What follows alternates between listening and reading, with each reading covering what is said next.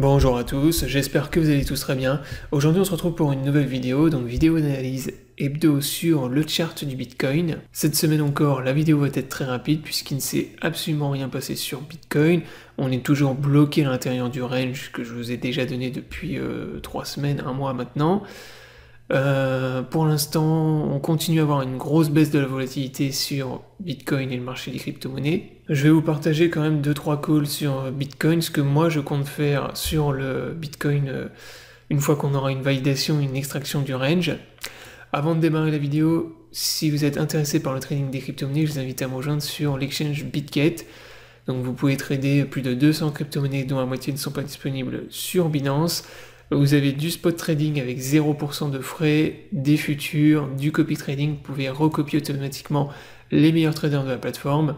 Si vous êtes intéressé, je vous mets le lien d'inscription dans la description de cette vidéo et je vous mettrai également le lien vers mon guide en copy trading pour bien démarrer et bien débuter le copy trading si vous êtes intéressé.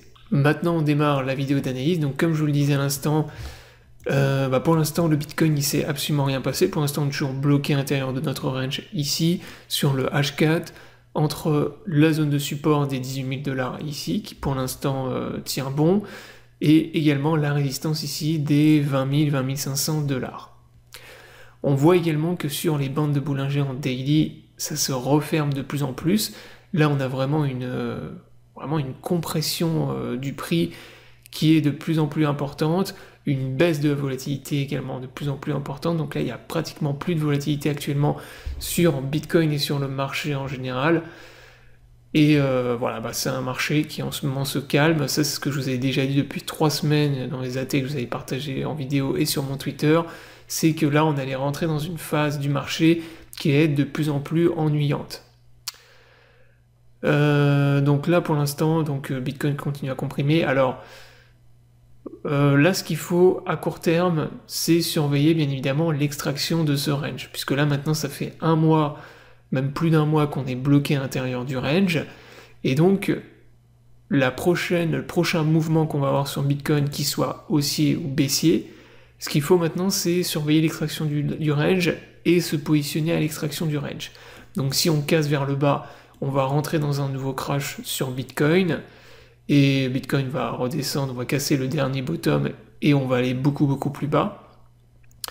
Donc moi je vous avais dit, je m'attends à un Bitcoin qui peut revenir largement dans la zone en bleu ici en dessous, entre les 13 000 $ et les 14 000 $. Donc si vous avez acheté long des crypto-monnaies, il faut couper votre trade et essayer de rentrer un peu plus bas. Et inversement par contre, si on casse le range vers le haut, c'est-à-dire que si on break la résistance des 20 500 $, moi je compte me positionner long et rentrer long en fait sur Bitcoin.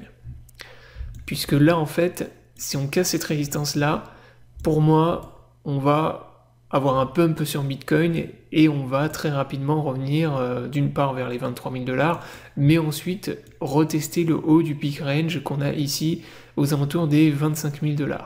Donc ça c'est un trade, voilà, un call que je vous partage, que moi j'ai l'intention de prendre en cas de cassure du range vers le haut. Donc en gros je vais me positionner long au-dessus du range, donc au-dessus des 20 500, donc on va dire aller vers les 20 600, 20 700. Je vais mettre mon stop loss juste en dessous, donc je le mettrai peut-être vers les 19 000 à peu près. Donc après bien sûr vous adaptez en fonction du levier que vous allez utiliser. Si vous tradez sans levier, vous pouvez même mettre un stop loss en dessous du support ici. Et ensuite, faut adapter en fonction du levier. Et pour ce qui est du TP, moi je vais viser au minimum le TP, donc le haut du peak range, vers les 25 000 $. Donc vous voyez qu'au niveau des profits, c'est vraiment intéressant. Il y a un plus 20% à aller choper sur le BTC si on a une extraction du range vers le haut. Parce que moi je m'attendrai à ce moment-là à un Bitcoin qui va pump. Et inversement, par contre, comme je vous l'ai dit, si on casse vers le bas, c'est crash sur le Bitcoin. Donc si vous êtes positionné long sur des cryptos, coupez vos pertes parce que ça va crash. Et moi, comme j'ai énormément de liquidités, je vais profiter du crash pour accumuler et racheter des cryptos beaucoup plus bas. Voilà en gros pour ce qui est de l'analyse. Donc dernière chose que je voulais montrer en fait, c'est un truc que je vous avais déjà partagé sur mon Twitter. Donc là sur mon Twitter, donc si vous m'avez pas encore follow sur Twitter, venez me follow parce que je vous partage des AT sur les crypto-monnaies, sur Bitcoin. Là par exemple ici, je vous avais dit qu'on avait un triangle bull, que si on le cassait on allait pump et qu'au contraire si on allait breakdown, on allait retester le bas du support. Donc là par exemple si vous aviez suivi mon call et que vous aviez short lorsqu'on a cassé, bah là il y avait des profits énormes à aller chercher. Donc là on est bien revenu tester le bas du support comme ce que je vous avais annoncé ici. Et surtout le plus important c'est l'AT que je vous ai partagé ici, qui est passé totalement inaperçu mais qui pour l'instant vous prédit parfaitement ce qu'on fait depuis plusieurs semaines. Donc là je vous rappelle, l'AT je vous l'avais posté le 27 septembre, il y a 3 semaines, et pour l'instant on fait exactement ce que je vous avais dit dans cet AT. Donc là, je vous ai montré le chart de 2018, le chart de 2022, et là, on voit que sur le Bitcoin, la phase qu'on est en train de faire là de faible volatilité qu'on a actuellement sur le Bitcoin ici, on n'a jamais eu aussi peu de volatilité sur Bitcoin depuis eh bien, le bear market, le dernier bear market qu'on a ici en 2018. Donc lorsqu'on a eu en fait l'explosion de la bulle en 2017 ici, vous voyez qu'on a eu une grosse première phase de retracement ici, avec le BTC qui est passé de 20 000 à 6 000 $. Ensuite, à un moment donné, durant le bear market, on a eu une phase très chiante, qui est très similaire et qui ressemble beaucoup à la phase qu'on a actuellement, de faible volatilité avec le Bitcoin qui comprimait dans un pattern ici, et avec le prix du Bitcoin qui ne bougeait pratiquement plus. Et à un moment donné, après ça, qu'est-ce qui s'est passé? Il y a eu une cassure vers le bas, et on est passé on a eu une nouvelle phase de crash sur le marché. Donc là, depuis qu'on a eu l'explosion de la bulle sur Bitcoin, la phase, on va dire qu'on a là actuellement, avec la volatilité qui baisse fortement, me fait beaucoup penser à ce qu'on a fait ici en 2018. Voilà pourquoi je vous avais partagé cet AT sur mon Twitter, et pour l'instant, mon scénario que je privilégie, c'est toujours celui-là.